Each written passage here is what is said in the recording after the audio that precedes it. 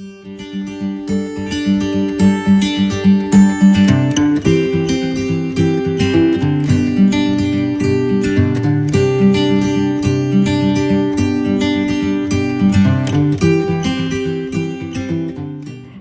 pagi Bu Kiki. Selamat pagi juga Bu Sri. Apa kabar hari ini? Alhamdulillah baik. Pripun kabaripun Bu Sri? Alhamdulillah saya juga baik. Terima kasih ya Bu Kiki mau meluangkan waktunya untuk mengikuti kegiatan saya dalam rangka supervisi. Bu Kiki, hari ini tujuan kita adalah melaksanakan wawancara pra pelaksanaan pembelajaran.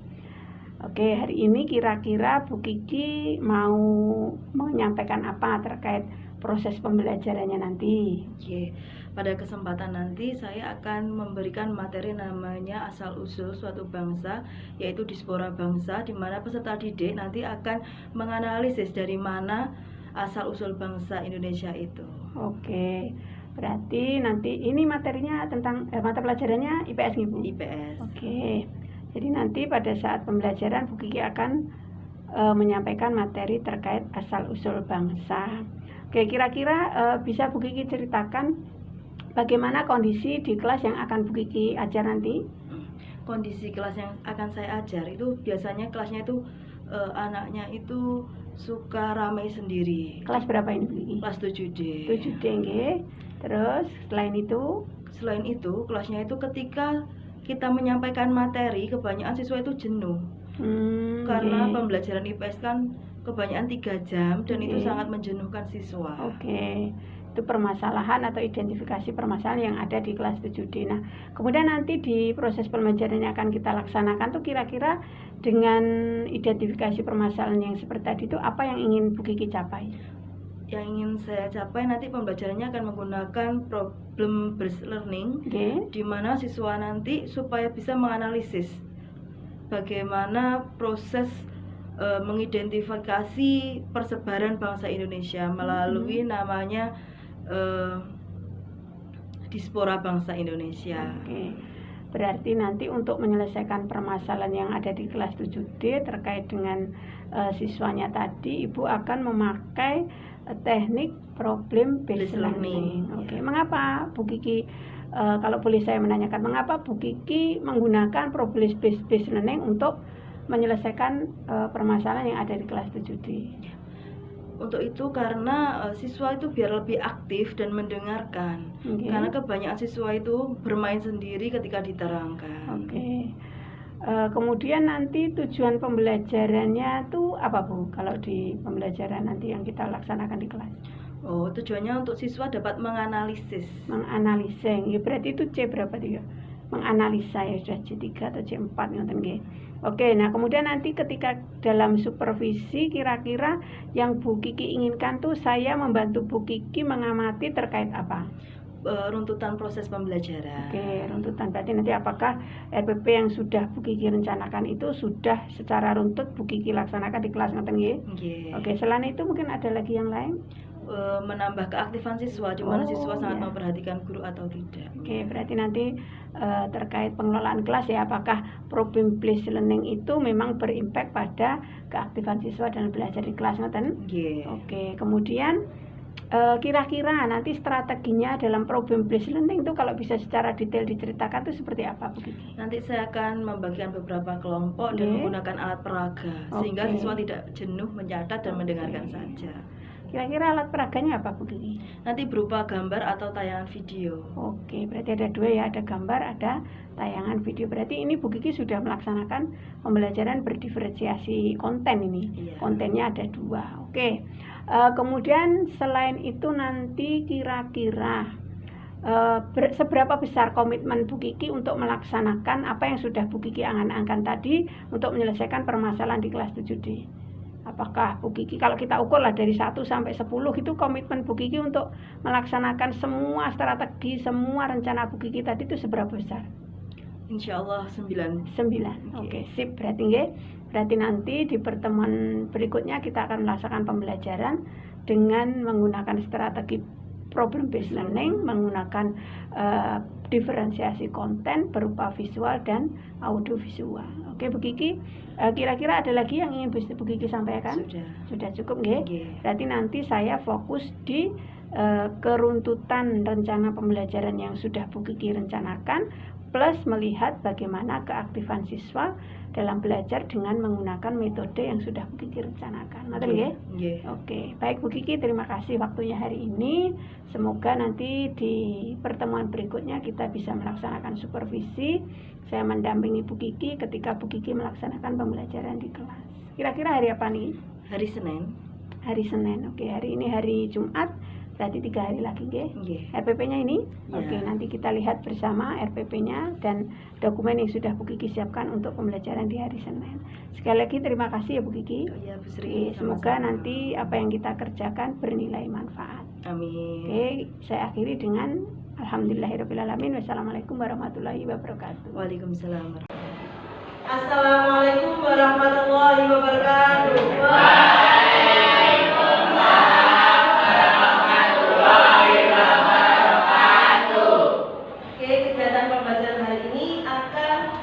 Jalannya pembelajaran akan dilihat oleh dan dinilai oleh Bu Sri. Perkenalkan, Bu Sri. Baik anak-anak, terkait dengan tugas Ibu sebagai calon guru pemula, salah satunya adalah Ibu harus mempraktekkan sebagai supervisor. Supervisor itu orang yang melihat dan menilai proses pembelajaran di kelas demi kebaikan proses pembelajaran berikutnya. Jadi nanti kalian ya berlagak seperti biasa, pembelajaran biasa. Ibu hanya akan duduk melihat bagaimana keaktifan kalian, bagaimana kalian mengikuti pelajaran Bu Kiki, bagaimana Bu Kiki melayani kalian dalam pembelajaran. Semangat ya! Siap? Silakan Bu Kiki. Oke, kita mulai lagi. Bagaimana kabar hari ini?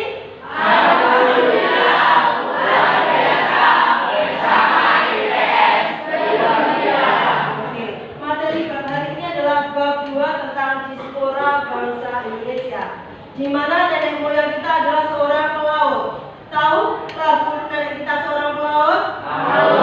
Mari kita nyanyikan bersama-sama. Nenek moyangku orang pelaut, berpengaruh luas samudra, menerjang ombak, tiada takut, menempuh badai, sudah biasa.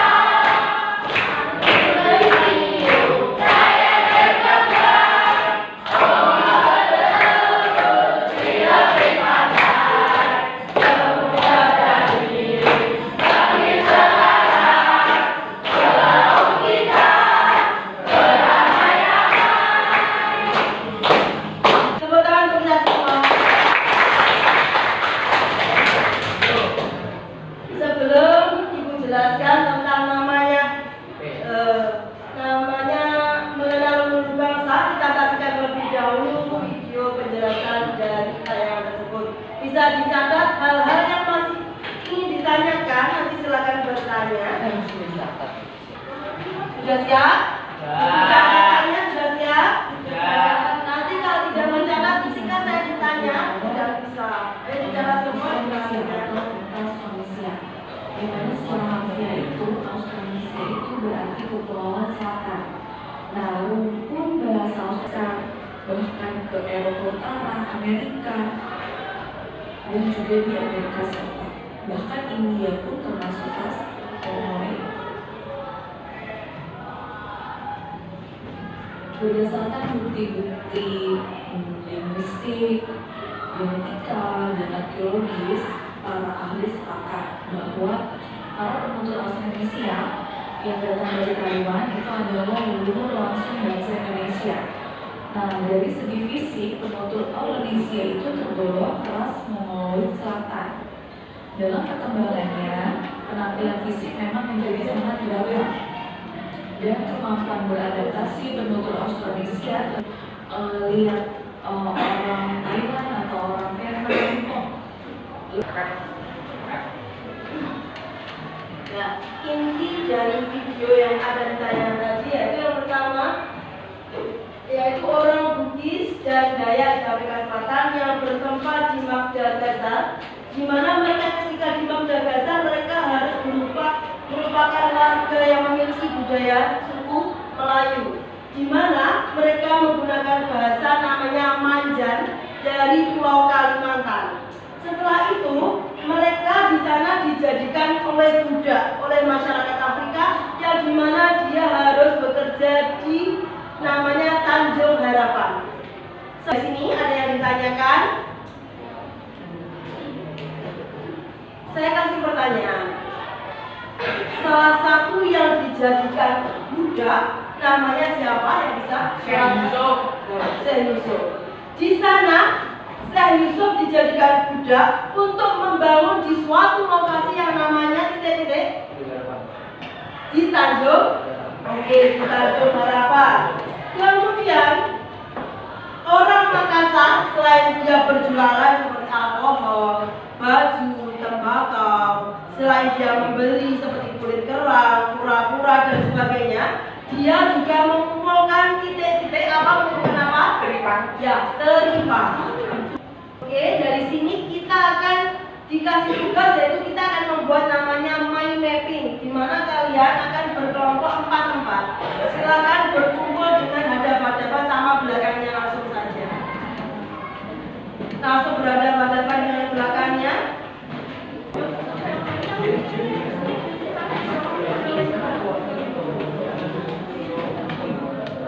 Guys, ditulis ini kertas dulu. Lampu milah. Rusak. Australia di mana?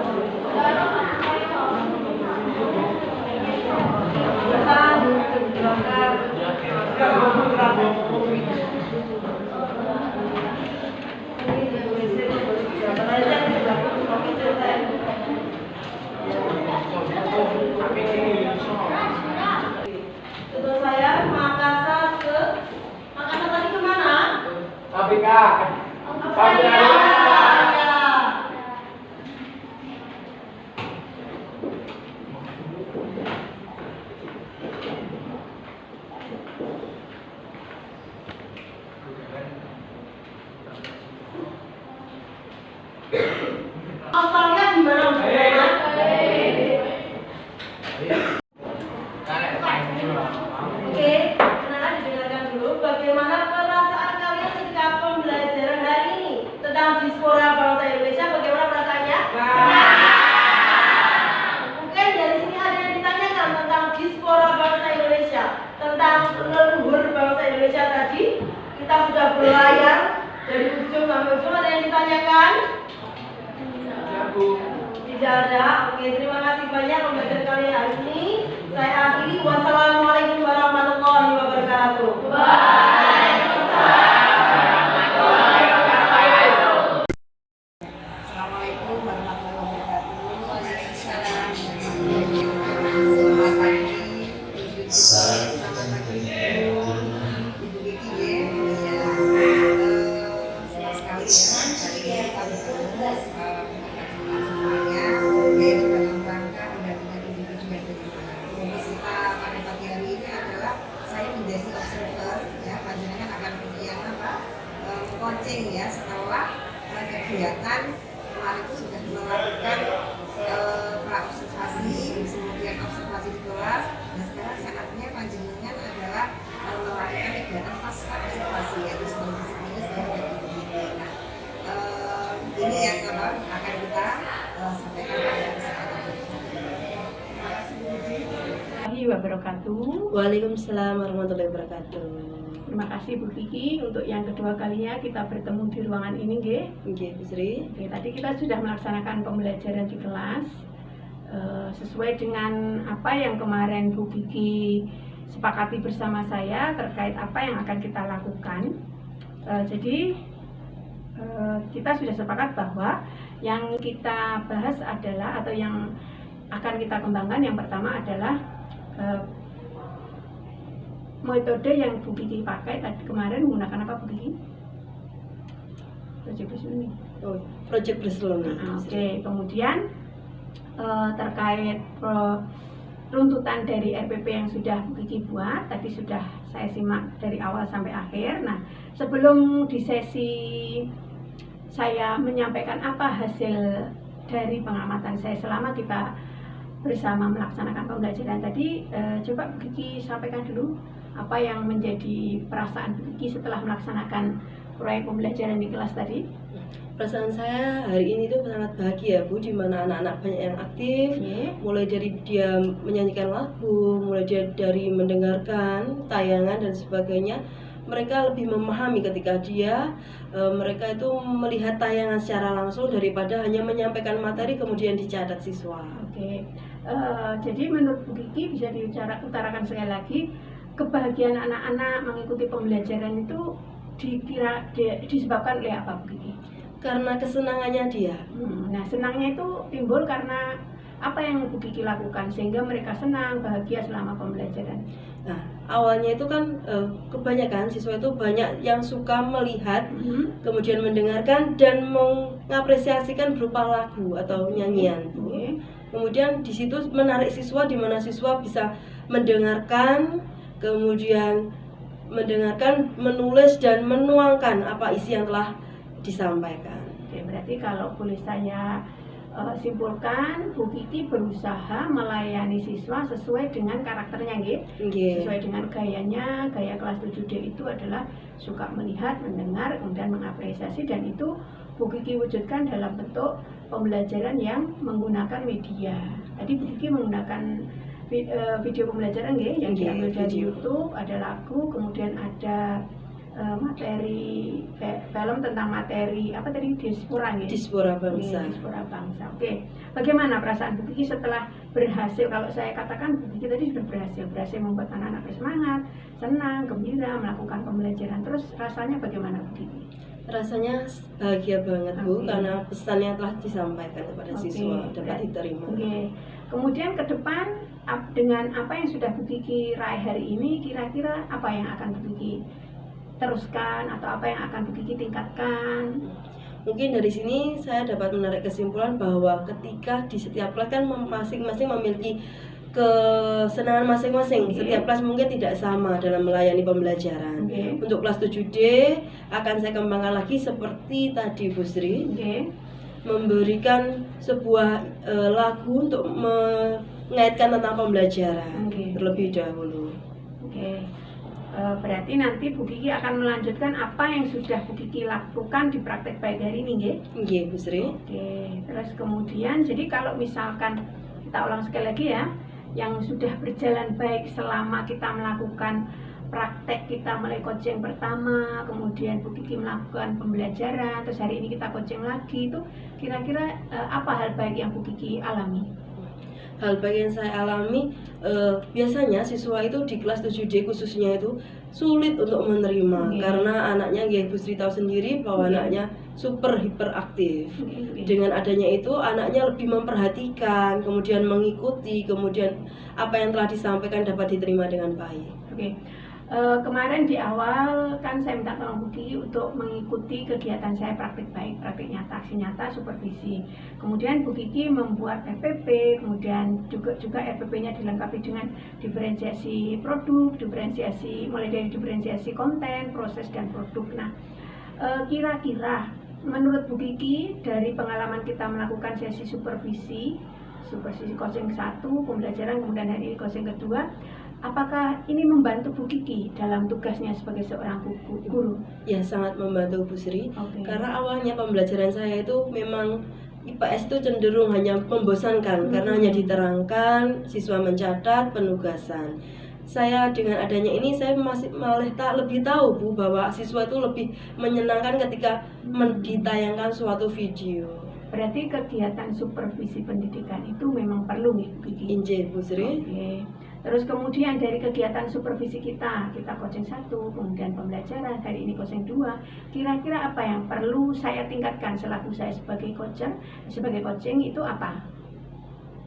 yang perlu menurut Vicky, apa yang perlu ditingkatkan dari kegiatan kita supervisi? Sebenarnya Bu Sri sudah lengkap sekali dalam penyampaian, pengajaran dan sebagainya. Mungkin menurut saya Bu Sri lebih lagi mengajak teman-teman yang lain agar semuanya memiliki motivasi yang sama. Oh, berarti kegiatan yang kita lakukan ini akan lebih baik kalau saya juga mengajak yang lain, ngoten nggih? Nggih, Bu Sri. Baik Bu Kiki. Nah, kemudian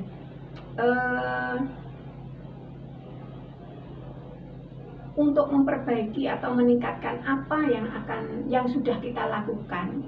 Tadi kan saya harus mengajak teman-teman yang lain. Selain itu mungkin ada hal lain yang Bu Kiki bisa utarakan selain mengajak teman yang lain. Apa juga Bu Kiki perlu juga mengimbaskan kepada teman yang lain? Oh iya Bu.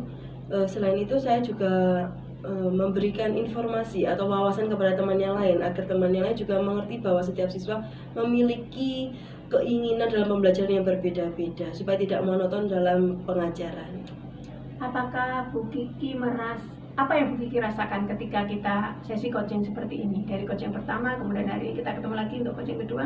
Yang Bu Kiki rasakan apa?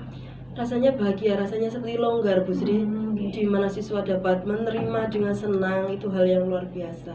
Apakah ketika saya mengajak Bu Kiki ngobrol seperti ini, Bu Kiki merasa saya mengintimidasi atau Bu Kiki merasa diawasi? Tidak sama sekali Bu Sri, dengan adanya seperti ini malah kita bersharing, di mana bersharing pikiran kita bersama. Berarti ini hal positif ya Bu Kiki, Nggih, Bu dan Sri. sepertinya harus kita laksanakan di lain waktu, ngoten nggih. Nggih. Oke Bu Kiki, terkait pembelajaran Bu Kiki hari ini dari catatan saya, semua yang Bu Kiki tulis di RPP itu sudah Bu Kiki lewati dengan bagus. Di awal Bu Kiki sudah menyampaikan tujuan pembelajaran, kemudian mengajak anak berabsesi, memberikan motivasi ke anak-anak melalui nyanyi bersama tadi, sehingga anak memiliki kaitan antara persepsi dia dengan materi yang akan Bu Kiki ajarkan. Kemudian Bu Kiki juga sudah melakukan diferensiasi konten, mulai dari menyediakan konten dalam bentuk audiovisual, video pembelajaran. Kemudian Bu Kiki juga menerangkan. Kemudian Bu Kiki juga menggunakan rangkuman tadi nggih dalam buat nggih. Nah, itu berarti kalau menurut saya diferensiasi konten sudah berhasil Bu Kiki laksanakan. Nah, kemudian untuk yang kedua, diferensiasi proses juga Bu Kiki sudah melakukan penugasan secara mandiri, kemudian penugasan secara kelompok. Bu Kiki juga sudah melakukan pembimbingan, scaffolding, membimbing anak menyelesaikan tugasnya. Nah, yang belum terlihat adalah karena tadi memang di RPP 1 itu selesai sampai di pemberian tugas ya Bu Kiki. Yang belum terlihat adalah diferensiasi produk. Nah, kira-kira dari tugas yang Bu Kiki berikan tadi membuat mind mapping itu seperti apa gambaran diferensiasi produknya Bu Kiki?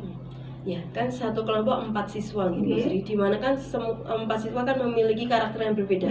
Ada yang pandai dalam menghias, menulis, ada yang nanti pandai dalam menyampaikan materi yang telah ditulis, ada juga yang nanti di mana sesi dia menjawab pertanyaan dari teman-temannya. Jadi dengan berkelompok mereka dapat bekerja sama dengan baik. Harapan saya seperti itu, Bu Sri. Oh, bagus. Berarti diferensiasi produknya ketika ada siswa yang suka bercerita maka dia akan dibagi tugas untuk render, ngoten nggih. Kemudian yang suka menggambar mungkin dia difokuskan untuk membuat mind mappingnya. Oke, bagus Bu Kiki. Saya rasa 3 unsur dalam pembelajaran berdiferensiasi juga sudah Bu Kiki laksanakan. Alhamdulillah, sekali lagi terima kasih ya Bu Kiki sesinya, waktunya mau membantu tugas saya dalam melaksanakan tugas didiklat calon guru penggerak. Oh iya. Saya doakan Bu Kiki kedepannya juga akan ikut diklat CGP. Oke Bu Kiki, ada yang mau disampaikan lagi? Sudah Bu Sri, cukup, terima kasih. Oke, kalau begitu kita bisa akhiri nggih sesi ini. Bu Sri. Oke, kita akhiri bersama-sama dengan mengucapkan Alhamdulillah Rabbil Alamin. Alhamdulillahirrahmanirrahim ya Bu Sri ya Bu Kiki ya, ternyata Pak juga sudah melakukan rangkaian kegiatan yaitu supervisi klinis berbasis coaching ya. Nah ini di akhir sesi ini saya hanya ingin sedikit refleksi ya kepada Bu Sri yaitu terkait kegiatan program guru penggerak ini. Setelah menjalani serangkaian program yaitu guru penggerak ini, kira-kira materi apa sih yang panjenengan sudah kuasai gitu ya, dan yang sudah dipraktikkan tentunya? Yang pertama pembelajaran diferensiasi sama kompetensi